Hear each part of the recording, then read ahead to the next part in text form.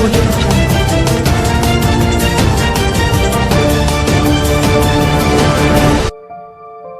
مانسیرا میں ایک اور ہوا کی بیٹی ہو گئی درندوں کی ہوس کا شکار۔ مانسیرا کی رہائشی 27 سالہ دوشیزہ ایک پرائیویٹ سکول میں ٹیچنگ کرتی تھی۔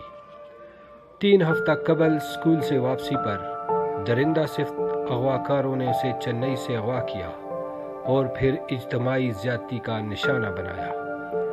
لڑکی کے عدالتی بیان پر 4 ملزمان کے خلاف تھانہ سٹی میں واقعہ کا مقدمہ درج ہوا، مگر پولیس نے ملزمان کے خلاف کوئی خاص کارروائی نہ کی، بلکہ لڑکی اور اس کے والدین پر دباؤ ڈالتی رہی کہ پیسے لے کر راضی نامہ کر دو۔ ساتھ ہی ساتھ ملزمان پر چھاپے مارنے کا خرچ بھی مانگا۔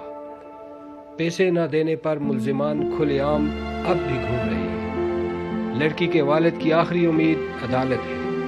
اگر وہاں سے بھی انصاف نہ ملا تو والد کا خود کو اور بیٹی کو آگ لگا کر خودکشی کرنے کی خواہش۔ لڑکی کے والد محمد اسلم بیٹی کے ہمراہ پریس کانفرنس، اور وزیر اعلیٰ KPK Mahmood Khan, chief justice supreme court, Peshawar high court, IG KPK Muhammad Naeem اور DIG ہزارہ سے نوٹس لینے کا مطالبہ۔